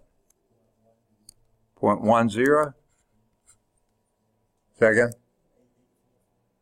8841? 8844? Boy, he has a powerful calculator, doesn't he? Okay. Guess what? How many digits do we need? 3. 1, 2, 3. Look to the right. That's a 1 less than 5. So just make it 272 kilograms. That is your mass. And now the book did it slightly differently and still got the same answer, 272 kilograms. Make sense? So you can either do it the way I've been doing it, you can do it the way the book does it, or you can do it any way that makes sense for you, as long as you understand it and it getting everything done. Go for it. Okay? That was example 5. I think we've got time to do 6, don't you? Anybody still writing? Everybody got it? Let's see if we can squeeze 6 in. Okay. A pump is needed to lift 1,500 liters of water per minute. I don't even know what to call that. 1,500, with the first 0 being significant, liters per minute of water, a distance of 45 meters. I know what to call that. That's my displacement, 45.0 meters. Okay? What power, so we're looking for power, in kilowatts. So guess what? We're going to get it in watts first, then we're going to change it to kilowatts. Must the pump be able to deliver? Now here they give you the hint. 1 liter of water has a mass of 1 kilogram. Okay? Now that's an exact measure. That's not limiting our digits. That's just an exact measurement. A liter of water is 1 kilogram.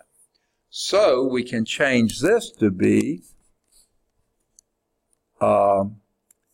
mass per unit time. And that would be 1,500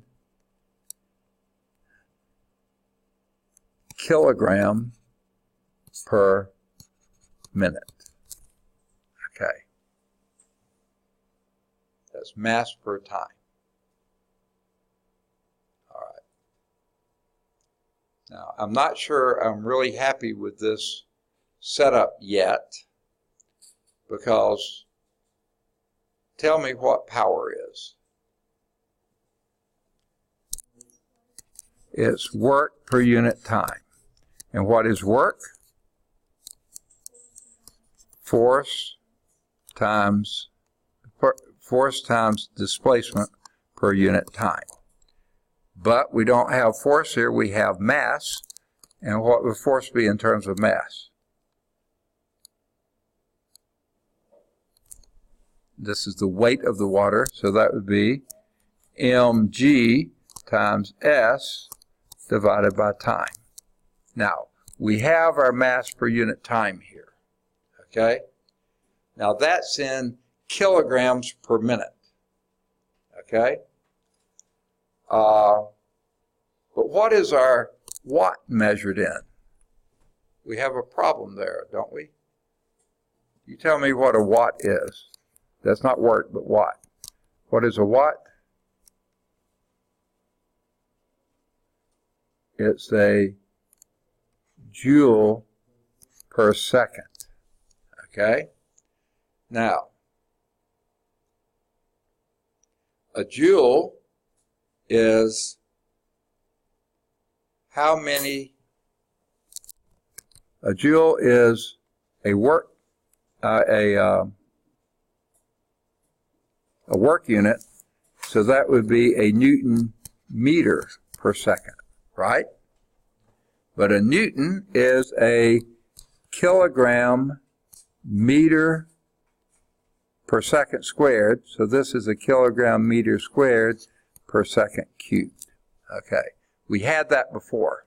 Okay, now we got kilograms per minute, we need them in per seconds, don't we? That's the problem here. We need it in per seconds. So how are we going to get that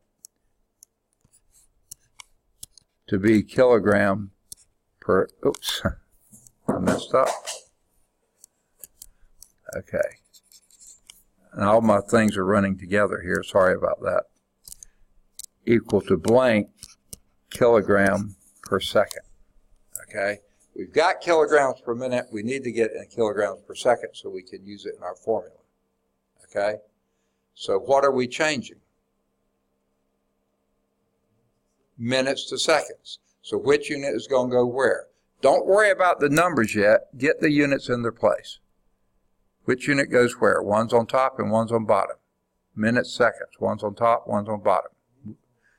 Minutes have to be on top and seconds on the bottom, so when you cancel the minutes, you got per second, and that's exactly what we want. Now you have to figure out how many minutes in a second or how many seconds in a minute.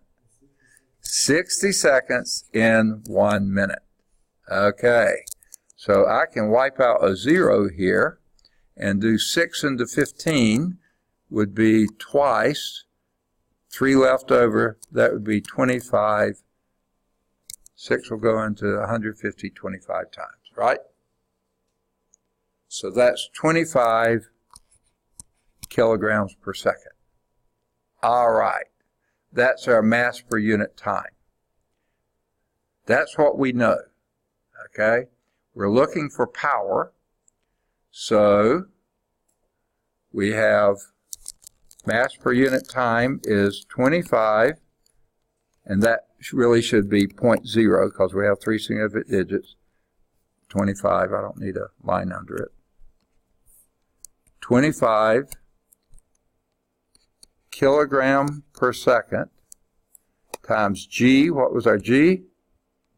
9.80. What units? Meters per second squared. And what was our displacement? 45.0 meters. I think that'll do it for us, won't it? Okay? Now this will give it to us in watts, right? Okay? So let's multiply those together and see what we get.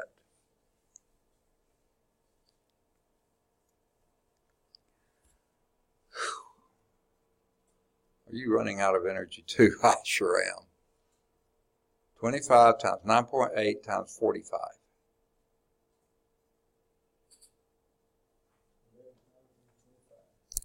11,000 what? 0.25? 0.25. And that would be kilogram meter squared per second cubed. Look at that. Okay? But that is exactly what a watt is. So that would be 11,025 watts. Because you see up here, a watt is a kilogram meter squared per second cubed. That's a watt. What's wrong with this picture? Too many significant digits. How many did we have?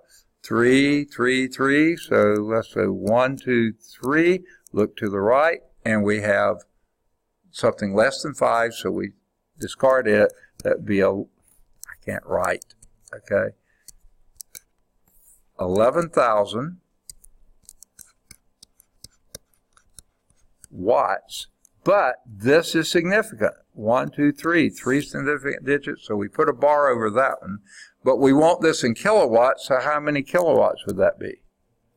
11.0. You're absolutely right, kilowatts. Let's see how the book did. Oh, look at that. They got it right. I'm so proud of them. Okay? So that finishes whatever we're on. 8.2. Homework exercises in this one, do either 1 or 3. They're both in the back. Then do any of the odds 5 through 23. And then try to do 25. And we'll pick up next time with 8.3. And so far, the weather seemed okay, right? No warnings. Okay. Get home safely. Okay. Don't dawdle. Okay. Get home before the bad weather gets here. What's that? I have a few questions about the test. Okay. So, on number 6, I'm not sure what formula to use because I either get really big numbers or really small numbers. Okay. Like, what do I do? The main question is what I do with the frictional force. It says negative newtons, so would I add it or subtract it? Or what? Okay. Cyclocenter bicycle, combined mass of 75 kilograms. Apply a force of 34.2 newtons. The frictional force is this, so that's working against it. So you subtract this from that. What would be? But there's already a negative here. Okay, yeah, but yeah, this plus this. If you're this amount is reducing that amount. Okay, so 34.2 plus a negative or minus a positive, it comes out the same. Okay, so that's going to be something about. And then I'd use whatever I get from this times the. Okay. I mean, like. So this is your net force. There's your mass. Okay, so I find the net find force and then use F equals ma. That's it. Yeah. All right, and then I had another question. What would I do? Like, what would I do for this one? Okay. What you got was something like 9.7. Yeah, but I cars? don't think you can take like a 7/10 of a car. So, yeah, so you have to round that. This one you don't round normally, you round down because it can't pull another one. Okay. So yeah. And then also this So just one, round that down. I wasn't sure what's going on Okay. this one either. I think it's something with Newton's third law. Yes, you're absolutely right. But do I put it as like negative? That newtons sounds or not? exactly right. Yep. Okay, I guess that's all. Hey. The week of February, the week of the 23rd starts. Right. I mean, we'll have class on the 26th, and I won't be here. I'll be at military training in Mississippi. Uh-huh. So I was wondering if we're getting a test or something that day, can I get it the week before? Yeah, or the week after, either one. Okay. Yeah. Okay. And I usually can't tell how far we're going to get, so I don't know for sure. But if it looks like we're close, I can give you to the week before. If it looks like it's far off, but we still make it, you can get it afterwards. Okay. Thank you. All right. I'll be recording everything, so Okay. I hope. I remember I missed it once. Do you do tutoring? What's that? Do you have like tutoring sessions? Sure, anytime. And in fact, you can always ask questions too. Okay. That's why I always say, are there any questions? Yeah. I don't understand, like, what are they asking? Okay. Like the coefficient. I didn't get that part. Okay. We did it last week. Like number 3. Yeah. I assume I did 1 and 2 right. Okay. I know you don't can't know, see yeah. me. So number 3, the coefficient of sliding friction on concrete is that. Mm-hmm. Okay. And this is in the, do you have a book? I do. Okay, yeah, that's all right. You can look it up later. Okay. Okay. What weight of steel can be pulled across a concrete floor, so that's steel on concrete, okay, by a winch with 450-pound capacity. So your force is going to be 450 pounds in that direction, okay? The weight is always down like this. In your book, you're going to find it. So this will be in chapter 5, near the latter part of the chapter. Right here. Yeah, keep going, I think. Hey, where's the friction The part? total force and Yeah, okay. Yeah, go back this way once. Are we in friction yet? Yeah, here we go. Okay. Here is your deal. This is your applied force. No, this is the frictional force is equal to mu, which is your coefficient, 0.3, okay, times your normal force. With your normal force, right here, you see your weight down is usually equal to your normal force up. Okay. So therefore, this weight, where was it? What weight of steel, that's what you're looking for. Okay. For the weight of steel. Second, no, that's what you're looking for. Okay. Okay. And you're going to be pulling with a force of 450 newtons. So here is your push or pull, either one. Okay. All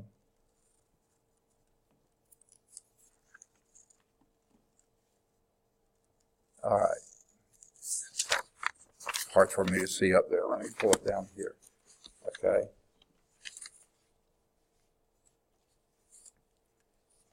Okay, sorry. So here's an example just like it. This is your force. That's equivalent to your 450 pounds here. Only this is pounds, this is newtons, so you have to use U.S. customary here.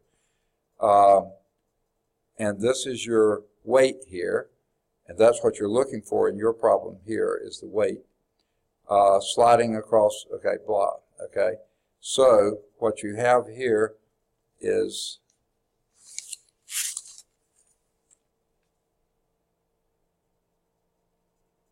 okay. Your frictional force, see here's what the push or your pull in this case, okay, you're going to be pulling across with a winch. Your 450 pounds is in this direction. That means the frictional force is 450 pounds in that direction, okay? Because this is sliding friction you're talking about. So those are going to be equal, okay? And once you know that, then you use this formula. The frictional force, 450 pounds, is equal to mu, this, times the normal force, well, that's your weight of the steel. Okay. Okay? Does that make sense? It does. Okay. Thank you. You said so you do tutoring. Huh? You do tutoring? Oh, yeah. But the trouble is my office hours are very limited. Okay. But I'll do it ask in class, I'll work them on the board for everybody, like I'm still recording this, Mhm. okay? Or ask me after class, I'll work it before I turn it off if I haven't turned it off already, or come and see me. Now, my office hours are Mondays, 8 to 10, and basically 4 to 6. 8 to 10 in the morning, 4 to 6 in the evening. And then I'll have almost no office hours on Tuesday and Thursday. Half hour here, half hour there, that's all. And then my Wednesday is 8 to 10 in the morning because I'm over here in the evening. But after class, I'll stay as long as you need me to. Okay. Okay? Also And then this- Friday, I'm on the Birmingham West campus right across the street here from 8 to 12. 8 to 12. Yeah. I don't get off till 1:30. Huh? I don't get off till 1:30. Okay. So the Monday afternoon would be okay. A Monday afternoon would be best for me after 1:30. Yeah, okay, it's 3:45 to 6. That's on the Bessemer campus. That's fine. I stay in Bessemer. Oh, okay, good. Yes, sir. Yeah. So, So you're welcome to come by then, or after class like this will be fun too, I can do Bessemer. You said 3:45 to what time? to 6 o'clock. Okay. And as long as you're there before 6, I'll stay as late as you need. Okay. And where's the class? Okay, do you know the Bessemer campus at all? Mhm. Oh, you do? I've been there for Okay, a couple classes. you know the A building? Mhm. Okay. Have you been to the orientation classroom? No, I haven't. Oh, you haven't, okay. All right, let me think.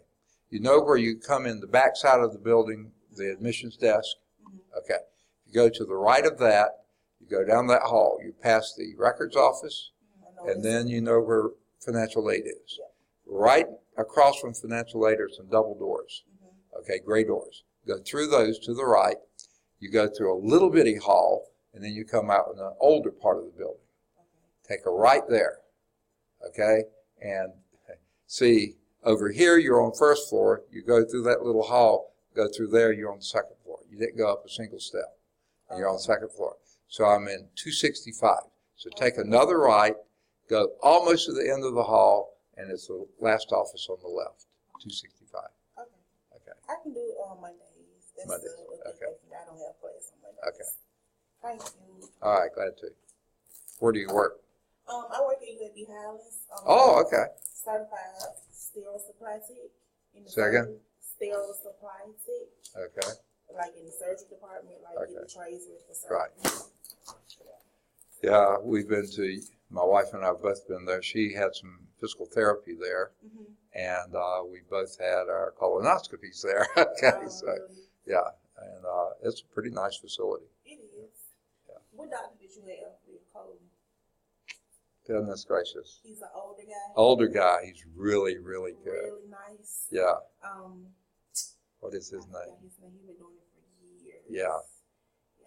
He, I want him to retire, but he's not going to retire. But I know exactly what he's talking. I can't Yeah. remember his name right now, but I know he's Yeah. And my wife had him too. She said, get him. He's so good. He is. And in fact, he personally called Yeah. and he calls everyone. every patient, yeah, and told us the results. You know, it's Yeah. really good. He has a good team. Yeah. Yeah. So I'm sure he's training some good people too. So when he does retire, it's going to be someone else. Maybe not quite as good as him, but going to be able to fill He's in. a really good doctor. Yeah, he is. He is. As soon as I ask my wife, she'll know right off the top. Huh? I can't think of his name right now, but I know exactly who you're talking Yeah. about. It's like a little clinic. It's kind of like on the second or third floor. I think so. Yeah. Mm-hmm. All righty. Good deal. All right. Thank you. All right. Have a good week. We'll see you either Monday or Wednesday. Yes, sir. Thank you. Okay.